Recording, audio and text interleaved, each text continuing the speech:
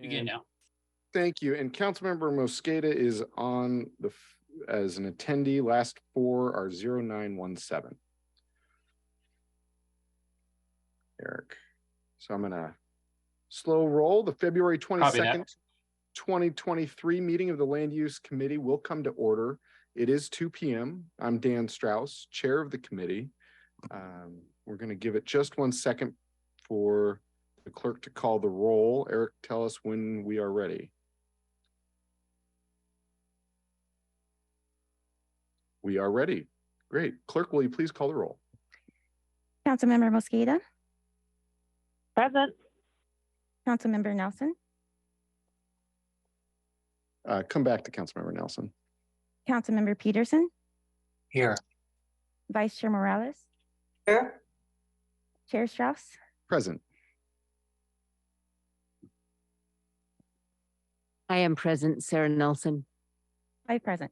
Thank you. We have quorum. Just before we get started, we learned this morning of the untimely, excuse me, let me restart. We learned this morning of the untimely passing of one of our colleagues here in the legislative department. This is sudden and unexpected news, and all I can say about this right now is that our friend truly knew who they were as a person, which is rare in this world. They will be deeply missed by everyone they met in this world, and on behalf of the entire legislative department, we send our condolences to their family. I can say that we're only beginning to process this and grieve, and if any of us on staff or on the dais seem muted or quiet, it is because of this tragic news. And so before we begin, if we could hold a moment of silence for our friend.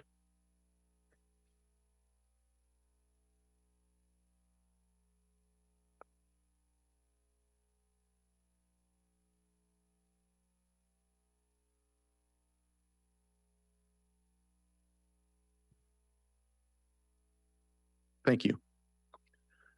We have one item on today's agenda, a briefing discussion and possible vote on Council Bill 120509, amending our roost registration requirements. Before we begin, if there is no objection, the agenda will be adopted.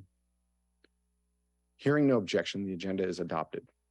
At this time, we will open the hybrid public comment period for items on today's agenda. Clerk, will you please play the video?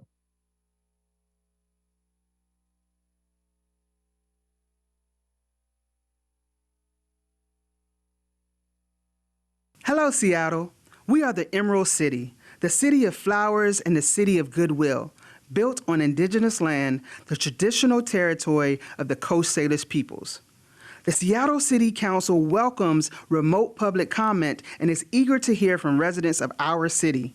If you would like to be a speaker and provide a verbal public comment, you may register 2 hours prior to the meeting via the Seattle City Council website. Here's some information about the public comment proceedings. Speakers are called upon in the order in which they registered on the council's website. Each speaker must call in from the phone number provided when they registered online and use the meeting ID and passcode that was emailed upon confirmation. If you did not receive an email confirmation, please check your spam or junk mail folders. A reminder, the speaker meeting ID is different from the general listen line meeting ID provided on the agenda. Once a speaker's name is called, the speaker's microphone will be unmuted and an automatic prompt will say, "The host would like you to unmute your microphone." That is your cue that it's your turn to speak. At that time, you must press *6. You will then hear a prompt of, "You are unmuted." Be sure your phone is unmuted on your end so that you will be heard. As a speaker, you should begin by stating your name and the item that you are addressing. A chime will sound when 10 seconds are left in your allotted time, as a gentle reminder to wrap up your public comments. At the end of the allotted time, your microphone will be muted and the next speaker registered will be called. Once speakers have completed providing public comment, please disconnect from the public comment line and join us by following the meeting via Seattle Channel broadcast or through the listening line option listed on the agenda. The council reserves the right to eliminate public comment if the system is being abused or if the process impedes the council's ability to conduct its business on behalf of residents of the city. Any offensive language that is disruptive to these proceedings or that is not focused on an appropriate topic as specified in council rules may lead to the speaker being muted by the presiding officer. Our hope is to provide an opportunity for productive discussions that will assist our orderly consideration of issues before the council. The public comment period is now open, and we will begin with the first speaker on the list. Please remember to press star 6 after you hear the prompt of, "You have been unmuted." Thank you, Seattle. And thank you for coming to testify at the Land Use Committee this 22nd day of February 2023. We have one one person here in chambers and 10 online. Connor McDermott, you are not present. So if you want to comment, now is the time to call in. You are now present. So we'll have Steve Rubstello, the benevolent leader of Green Lake, testify in person first, followed by Colleen McLear, Craig Bachman, Steve Zemke, Jessica Dixon, Ethan Childs, Tristan Fields, Kashbu Dio, Layla Sudan, and Connor McDermott. My apologies if I mispronounced your name. Good morning, Steve, when you're ready. Good afternoon, Steve. My apologies. Afternoon. Trees have been in interest for a while, and I think that the 3-day period is nice, but it should probably be a little bit longer, especially when you're talking about removal of trees. 6 days is better than 3, but at least a week or so. And you got to also remember that when we have sick trees, my hope is that you will save the evidence, because many sick trees that have been determined by people in my neighborhood didn't look sick to anybody else. And they're doing a much better job now. It used to be they cut them down low. Now they pull the roots and stuff out, so that the evidence is pretty zero there. The 3 days notice is, like I say, much better than nothing. But we have to worry about the fact that more time would be necessary, because there's some areas where people don't use certain days as much, and people go through in patterns. And I think at least a week in most cases would be more reasonable for public notice, so that people have a chance to see what's going on and what's not going on. There's a few places up from me. There's a rather new apartment house that has new trees. Now, it had nice older trees there before they were building, and they just suddenly disappeared in the building process because it made it so much easier for them to work. And I don't consider that a replacement. And I hope we stay away from the word canopy, because canopy is code for destroying trees and putting shrubs. Now, shrubs do not pick up near the air pollution that older trees do. And not being a leprechaun, they don't provide me with any shade. So I would hope that we would pursue making this wider and be very careful about the people who are supposedly protecting the trees. Thank you. Up next, we have Colleen McLear, Craig Bachman, and then Steve Zemke. Colleen, good afternoon.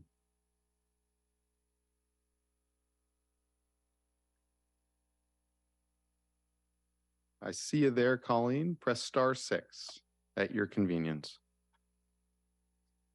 Okay.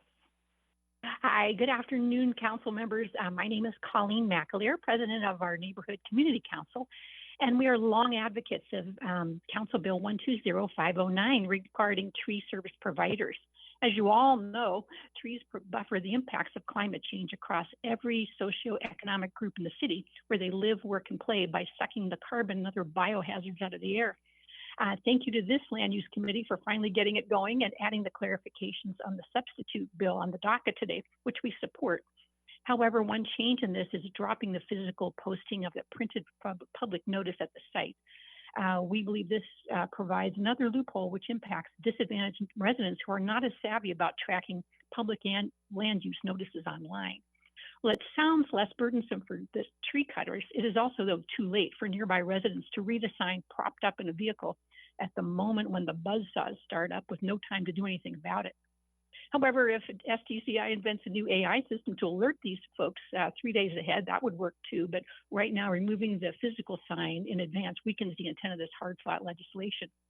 We also oppose Amendment B, and that allows SDCI director to waive the existing rule of requiring two independent tree service providers to assess the health of exceptional trees before allowing them to be cut down. The directors, and there are many at SDCI, are not arborists, and they have their own backlogs of work already. Removing another qualified tree service provider creates another loophole for allowing a developer to remove viable exceptional trees by the opinion of only one provider whom they have hired. So we urge Council today, our subcommittee, to pass a substitute bill adding back the printed notice requirement and not adopting Amendment B. Let's keep our exceptional trees there for the cleaning of the air in every part of the city. Thank you for your work today. Thank you, Colleen. Up next is Craig Bachman, followed by Steve Zemke and then Jessica Dixon. Good afternoon, Craig. Members of the council and the committee, thank you for the opportunity to speak today. My name is Craig Bachman. I'm a professional arborist with more than a decade of experience. I own a small family-run tree company that focuses on tree preservation. We also live and work here in the city of Seattle. I am 100% in favor of improving the quality of tree care and retaining trees.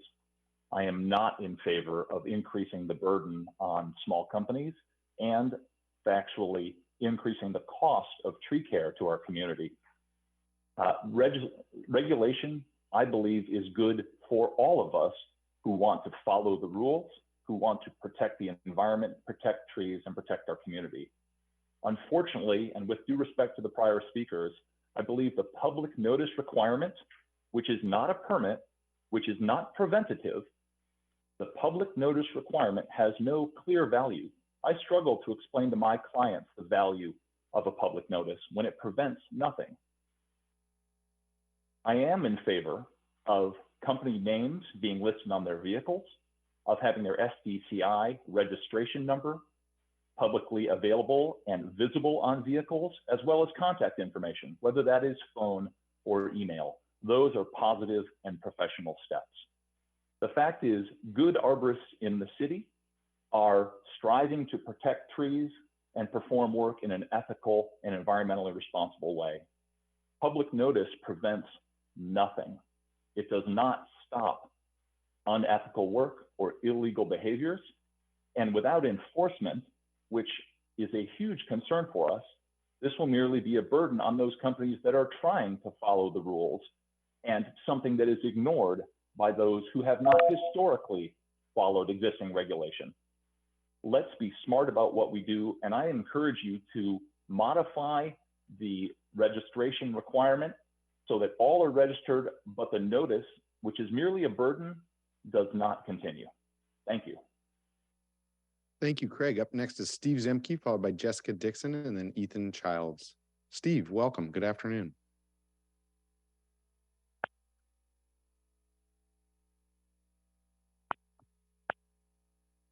You just went back. *6 one more time, Steve.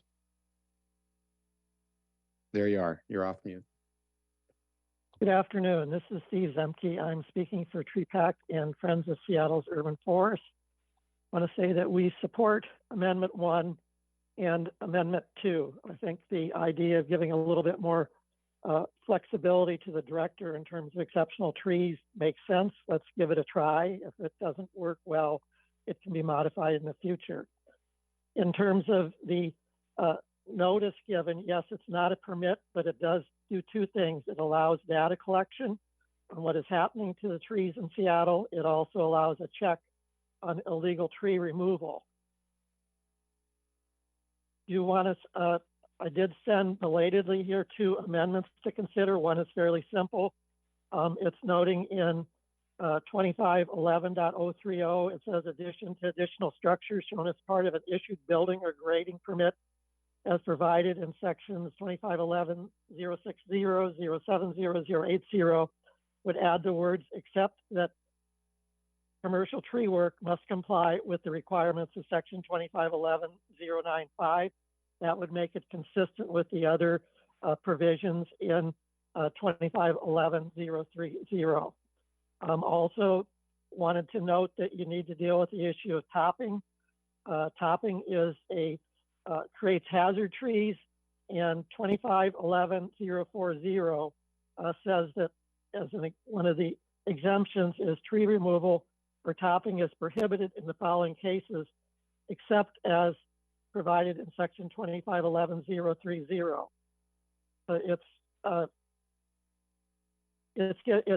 making unclear to arborists and others that sort of indicating that topping is okay. It is not okay, and urge you to consider an amendment. I sent you the language in emails. Thank you. Thank you, Steve. Up next is Jessica Dixon, followed by Ethan Childs, and then Tristan Fields. Jessica, welcome. Hello, council members.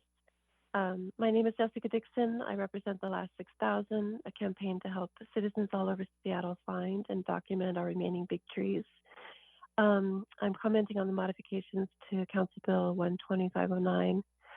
If a healthy, mature tree falls in Seattle, does anyone hear it? Typically, it's neighbors who do, and thus our current system, one that relies on citizens to observe and report illegal tree work. This results in awkward, time-intensive, and sometimes unsafe encounters between citizens and tree companies. If suspicious tree work is reported, the code violation inspector may or may not have training in what to look for in these situations, especially if, by the time they arrive, the stump has been ground and the tree cutting crew is long gone. I want to thank Council Members Strauss and Peterson for working to advance legislation that is intended to provide accountability and a standard of practice for tree work in our city. We support the modifications to Council Bill 12509 before you today, including adjustments to the notice timeframe, posting notice of tree work online at least 6 days prior to scheduled tree removal, and the requirements for tree service providers to post a sign or notice on site as they set up for the job, which will stay in place for several days after the tree removal. We also support the added amendment clarifying that commercial tree work in environmentally critical areas be conducted per section 2511.095. Thank you again for your efforts on behalf of our urban forest and your efforts to recognize and collaborate with citizens and tree service professionals that support and maintain our urban forest. We hope that this is the beginning of a process of strengthening our policies and procedures for managing Seattle's urban forest for future generations. Thank you. Thank you. Up next is Ethan Childs, followed by Tristan Fields, and then Kashtub Deo. My apologies, Kashtub. Ethan, welcome. Hello, council members. Thank you for giving me the time to speak today. My name is Ethan Childs. I am an ISA certified arborist and tree risk assessment qualified. I have a bachelor's degree in biology, a master's degree in forestry, and I've been working as a professional arborist in the Seattle area for about 6 years. I have the education, training, and experience to speak on these regulations from a well-informed position. I can confirm that these new regulations and the proposed amendments to them are causing more harm to the community than good. The regulations are onerous on tree service providers and homeowners alike. These regulations will and are leading to a less healthy urban forest around the city, but especially in historically underserved communities. The effect of these regulations will and are leading to increased costs for homeowners, reduced competition among tree service providers, and a less healthy urban forest. The general public has lost the trust in local government and now fears the bite of government regulations so much so that they refuse to plant our large native trees and are resorting to small ornamental trees instead. This will lead to an overall reduction in urban canopy cover and quality. I urge you to reach out to and work with members of the professional arborist community going forward to come to a resolution that will protect our environment, urban forests, and communities alike. Thank you. Thank you. Up next is Tristan Fields, followed by Kashtub Deo, and then Layla Sudan. Tristan, welcome. Hi, thanks for having me. My name is Tristan Fields. I'm a landscape architect and certified arborist. I work in and live in the city of Seattle, and I predominantly work towards the preservation of trees. I write reports and I serve on the PNW ISA board, so I'm working on education and preservation. I'm here to comment on the bill 120509. And I think my comment is predominantly, I want to just put a pause on things and give us time to look at how much the costs are going to come down to the homeowners, especially the disadvantaged homeowners. So I'm really concerned about that. Like this is a bill that doesn't address equity. So I'm asking for a pause. All right, thank you. Thank you. Up next is Kashtub Deo, Layla Sudan, and then followed by Connor McDermott. Kashtub, and my apologies if I have just been getting your name totally wrong this entire time. No problem. It's a good effort. This is Kostub Dio. I run Bluma Tree Experts, a commercial tree service provider in Seattle. I live in Ballard and we operate out of Howler Lake. 85% of our business is in Seattle. 70% of our business is pruning. And so we're committed to helping sustain the urban forest of Seattle. We're the ones, along with other folks on this call, who are actively working to preserve it. We have 15 employees in the field every day, doing dangerous work to keep our community safe and protect our trees. We have not seen any improvements due to this bill in terms of illegal cutting or illegal companies being in the city. All we have seen is increased operational costs for ourselves. The number of emails and postings and logistics for us to stay compliant increases our costs, making it harder for us to compete with companies that are non-compliant. As Mr. Bachman noted, without any regulation enforcement, this basically puts us at a disadvantage against illegal companies and make it less likely that we, succeed in the long run. Thank you. Thank you, Kashtub. And my apologies again. Thank you for all your work in our city. Layla Sudan, and then Connor McDermott.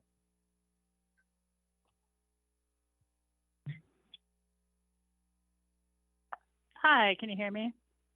Yes, we can. Okay, great. Thanks for having me. I haven't had time to rehearse, so I'll just speak from my heart here. I'm an arborist on the provider list. My company is called Nourished Roots. I also teach tree care, arboriculture and pruning at South Seattle College.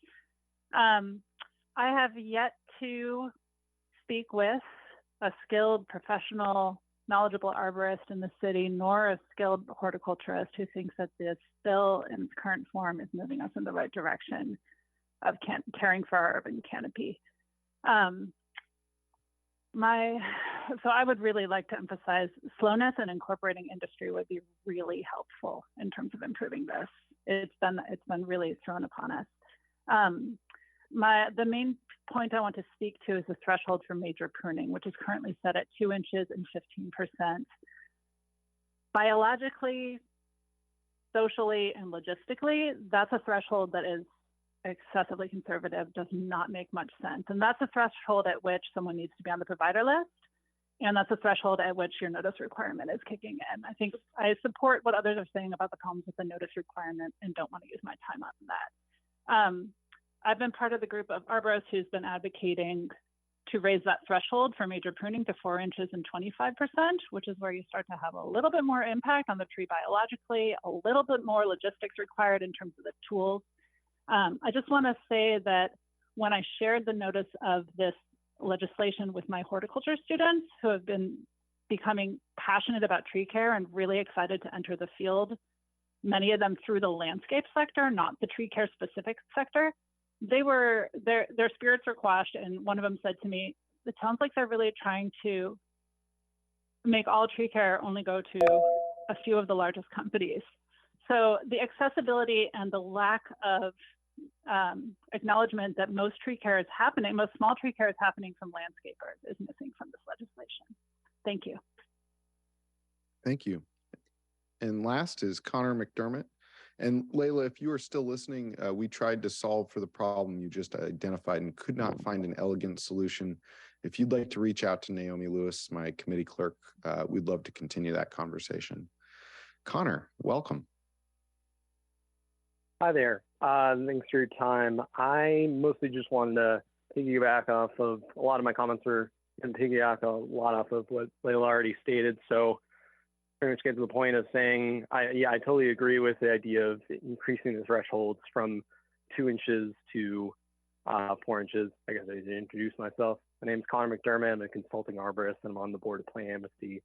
The consulting arborist, I don't have a huge skin in the game in terms of the posting everything else, but in terms of informing my clients and talking to landscapers, horticulturists, and fine pruners in general, I think there's been a lot of confusion for someone like me and myself who's paid to understand the code, the tree code in a particular way, and people have come to me asking for clarification, and been a lot of confusion rather than clarity with this issue. And I think, as Layla said, having in 2 to 4 inches and 15 to 25% would clear a lot of things up.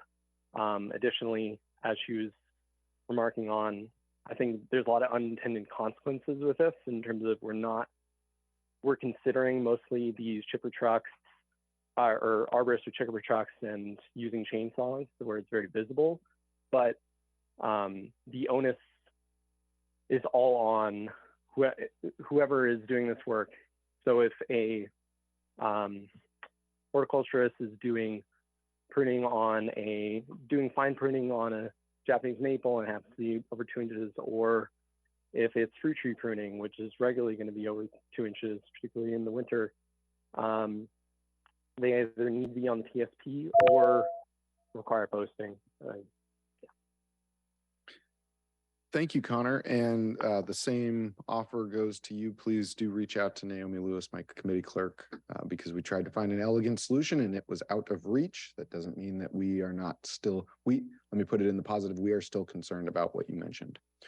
That being said, it seems as if we have exhausted our public comment list. Seeing as we have no additional speakers remotely or physically present, we will move on to the next agenda item. Our first and final item is a briefing discussion and possible vote on Council Bill 120509, which would amend the requirements for the registered tree service provider. Clerk, will you please read the short title into the record? Council Bill 120509, an ordinance amending requirements for registered tree service providers, for briefing discussion and possible vote. Thank you. For this discussion, we are joined by Lish Whitson from Council Central staff, I believe Urban Forestry Commissioners Josh Morris and Becca Newman. Looking here to see if you are, I am not seeing them. Clerk, can you confirm? They are not present. Okay. If they do join us, please let us know. And we also have our High Road Arbor stakeholders that were joined us last week: Taylor, Kelsey, Allen, and Andrea. I am seeing all of you here. Wonderful. Before we begin this discussion, Lish, can you please go through the changes the substitute bill made, and then we'll move on to the amendment separately. If I recall correctly, the original bill renames major pruning to reportable work. It includes ECAs. It moves posting requirements from physical to online with a map included and required, and requires TSPs to have contact information on their truck. The substitute bill allows arborists to remove dead branches and roots, changes posting requirements to at least 3 business days in advance of reportable work and 6 business days in advance of tree removal, and puts a requirement for tree service providers to provide public notices at or near the work site while work is underway, and recommends strongly, please, that notices be left in place for 5 days after the work is completed. Lish, I'm going to pass it to you and see if I got that all right. That's correct. I'll add just a couple of other things that the substitute would do. Provides an exemption from some of the requirements during an emergency. It replaces the term normal and routine pruning operations with normal pruning and maintenance. Removal of an exceptional tree would require a second opinion, and tree service providers' vehicles would have city registration number, name, and phone number, or email on the left, right, and rear of the vehicle as applicable. Thank you, Lish. And I think that takes care of the chip truck where we say as applicable. I would just want to thank Kelsey, Allen, and Andrea for joining us again. Really, you took time out of your day to come join us at the last committee meeting. You're here today just to make sure, in case any of my colleagues have questions, that you're able to answer them. I'm going to open it up to the colleagues, and then I'll pass it over to the arborists if you have any final comments before we take up the substitute of this bill. Colleagues, any questions, comments? I have none.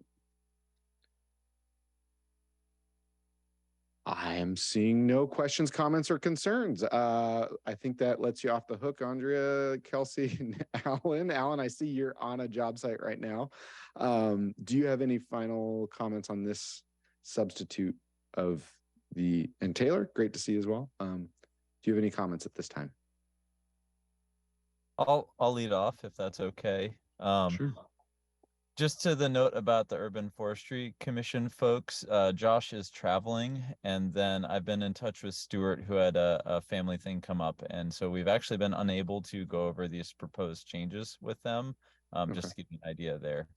But basically, I think our take on everything is we're moving in the right direction, absolutely, on a number of these issues, but unfortunately, the legislation is still feeling a bit rushed, and like we could flesh out a bit more of this. So I don't know if tabling and coming back is at all a possibility, but anyway, I think there's some really good things in here, especially in Amendment 2, making an allowance for SDCI directors to require third-party review when they feel it's necessary rather than in every instance. And then certainly dialing back some of these requirements for reportable work and what the notice requirement is. Those are all positive steps in the right direction, but I'd like to thank all my colleagues for their excellent comments, especially to Layla's comment.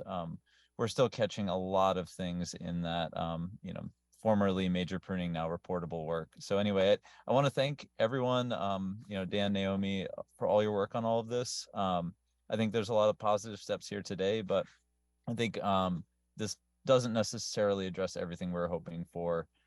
So hopefully this can be the first step in many and not the last step. Thank you, Alan. I think what you just really pinpointed and focused for us is that in legislative work, especially when we are entering new areas that have not been regulated previously, that rulemaking and lawmaking is an iterative process. And so that's what this bill and then the substitute to this bill does. This is a precursor to the overall tree ordinance that should be coming our way this next month.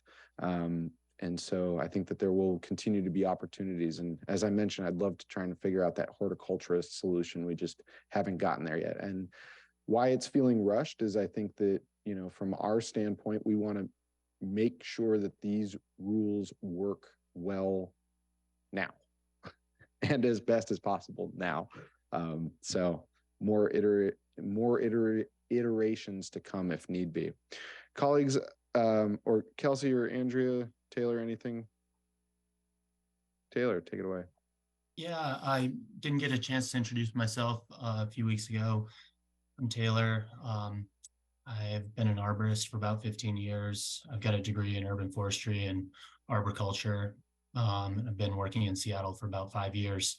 I just really strongly encourage that all future urban forestry policy for the city have urban forestry professionals be part of the decision-making process, or the shaping that process.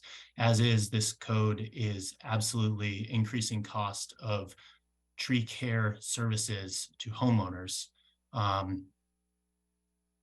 That increased cost disincentivizes trees. People will spend less money taking care of their trees. They are not incentivized to plant trees by this tree code. And it has made trees more of a liability as a result. So I really think that we should consider that moving forward. Thank you. Thank you, Taylor. And seems like you're well involved in the conversation now. And as we continue this conversation, glad to have you with us. Thank you. Yeah, and just checking one last time, any further comments before I vote on the substitute? Seeing none, I move to amend Council Bill 120509 by substituting version 2 for version 1.0. 1.h. Is there a second? Second. It has been moved and seconded to substitute the bill. Are there any additional comments on the substitute? Not seeing any. Will the clerk please call the roll on the adoption of the substitute? Councilmember Mosqueda, Aye. Councilmember Nelson, Aye. Councilmember Peterson, Aye. Vice Chair Morales, Chair Strauss, Yes. 4 in favor. Thank you. The motion passes and Council Bill 120509 has been amended by substituting version 2 for version 1.h. Moving on to Amendment 2, Lish, I'll play Council Central staff on TV for a moment, and then I'll pass it to the real deal. This amendment would allow SDCI to determine if a third-party assessment on a hazardous tree removal is necessary. That's the amendment. I will say in a perfect world, we would either have a voucher to pay for the third-party assessment by a third-party arborist, or have SDCI hire and have arborists on staff to review these reports themselves. This amendment is important because we need both to ensure reports are accurate and avoid unnecessarily raising the cost to tree owners. As I said, in a perfect world, we would both internalize the cost and ensure reports are accurate. And as the arborists highlighted at our last committee, the original bill drives up costs of trees, which has inadvertently caused people to anecdotally not want to plant trees, as Taylor just mentioned. It is possible to protect trees from bad actors while also creating common sense legislation to make it more difficult for the bad arborists to continue working. Lish, I'll pass it over to you to report on the amendment, if you will. Yeah, the only thing I would add is that this requirement for a second opinion only applies when the proposal is to remove an exceptional tree. Other types of tree work are not required to have a second opinion. All right, and before I move over to you, Alan, I'm going to check with my colleagues. Questions, comments, concerns? Not seeing any. Taylor, I think that's an old hand, so I'm going to go to Alan and then Andrea. So just really briefly, we are very much in support of this one. I know a lot of folks in the tree advocacy community are worried about funny business on the part of tree service providers and potentially removing trees that don't have things wrong with them. The whole idea here is just if you have a dead tree or an obviously hazardous tree that can be well documented through photos, there's a pressure release valve that allows that to be a much more affordable undertaking for our clients, because in-house we'd be able to help them along with that. We think absolutely SDCI should be strict when there are questionable tree removals or conditions that are hard to document. And SDOT has done a really good job in the past of requiring advanced assessments, sometimes involving even destructive testing or advanced scientific equipment in cases where they thought things were a little fishy. So we're 100% in support of this amendment, and we think it'll do really good things, just giving discretion to SDCI to only require this when they think it's needed. So thank you. Thank you, Alan. Andrea, great to see you. Thank you for having us here again. I apologize, I'm dealing with a bit of a voice issue. I just wanted to echo Alan, we do definitely support this. It's very in line with the way that other municipalities handle tree removal. I can say that Bainbridge, Burien, the city of Kirkland all allow opportunity for the city itself to require third-party review when required. And I wanted to point out that while SDCI does not have many arborists on staff, it does have arborists on staff who are reviewing these.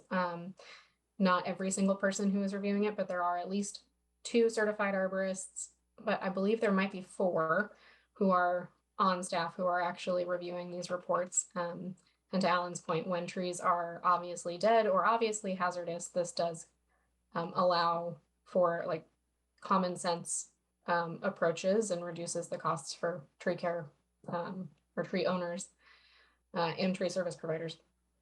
So full support. Thank you. Thank you, Andrew. Eric, it seems like Councilmember Morales might have been bumped out and is in the waiting room again, just for awareness. Thank you, Alan and Andrea, for sharing those thoughts. Colleagues, any last questions before we vote on the Amendment 2? With that, I move to amend Council Bill 120509 as shown in Amendment 2. Is there a second? Second. Thank you. It has been moved and seconded to amend Council Bill 120509 as shown in Amendment 2. Are there any final comments? I do actually have one question. Sorry, I apologize, Councilmember Strauss. Sure, let's go for it. I haven't called for the roll yet. Actually, let's get through this section and then we'll come back. Thank you. Any final comments? Will the clerk please call the roll? It has been moved and seconded to amend Council Bill 120509 as shown in Amendment 2. Will the clerk please call the roll on the adoption of Amendment 2? Councilmember Mosqueda, Aye. Councilmember Nelson, Aye. Councilmember Peterson, Abstain. Vice Chair Morales, Chair Strauss, Yes. 4 in favor. Oh, sorry, 3 in favor. Thank you. The motion carries. Amendment Council Bill 120509 has been amended as shown in Amendment 2. Andrea, you have something more to share, please. I apologize. I meant to ask this before this was amended. In version 2, it still includes the language for major pruning of exceptional hazardous trees. And since the first, this is an operations question, I suppose, since the first version was adopted, does that language getting rid of the major pruning permit requirement, because there is no permit required for major pruning of hazardous trees in the city of Seattle, but version 2 still includes that language. Andrea, this is the best question I think I've gotten all day. And it leads me into the next section of what we're discussing so very well, which is the reminder that this is the precursor to the larger tree ordinance and so what we, we're kind of doing some stutter steps here and it's okay. So that language is set up for the larger tree ordinance bill so that we don't have to come back and amend this bill. That said, again, as I mentioned a little bit earlier, this is all an iterative process. And so if more cleanup needs to be made, it will be made. We were just trying to get ahead of ourselves so as not to have to come back to this in the future. Thank you. Yeah, fair enough. And I want to say, I want to thank Councilmember Peterson and Toby in his office specifically for their good work on this bill and the original bill. I believe Toby may have written it himself. And I just want to commend both you, Councilmember Peterson and Toby, for your diligent work. And we've received many emails and comments that will be best addressed when we take up the larger tree bill. This is not the last opportunity to engage on trees. In fact, it is the precursor, the premise, if you will. Colleagues, any other further questions or comments on the underlying bill before we go to a vote? Seeing none at this time, I move to adopt Council Bill 120509 as amended. Is there a second? Second. Thank you. Clerk, will you please call the roll? Councilmember Mosqueda, Aye. Councilmember Nelson, Aye. Councilmember Peterson, Yes. Vice Chair Morales, Chair Strauss, Yes. 4 in favor. Thank you. The motion passes. Council Bill 120509 is amended, passes as amended. This item will be before the full council on February 28th for a final vote. Again, want to thank Toby for your hard work. I want to thank Alan, Kelsey, Andrea, Taylor, as well as Josh and Stuart for your hard work on this. I know that we will have many more opportunities over the next month to engage. With that, unless there's anything for the good of the order, I'm seeing no. We want to end this copy. This does conclude the Wednesday, February 22nd, 2023 meeting of the Land Use Committee. The next regularly scheduled Land Use Committee meeting will be on March 8th, 2023 at 2 p.m. Thank you for attending. We are adjourned. Thank you. Recording stopped.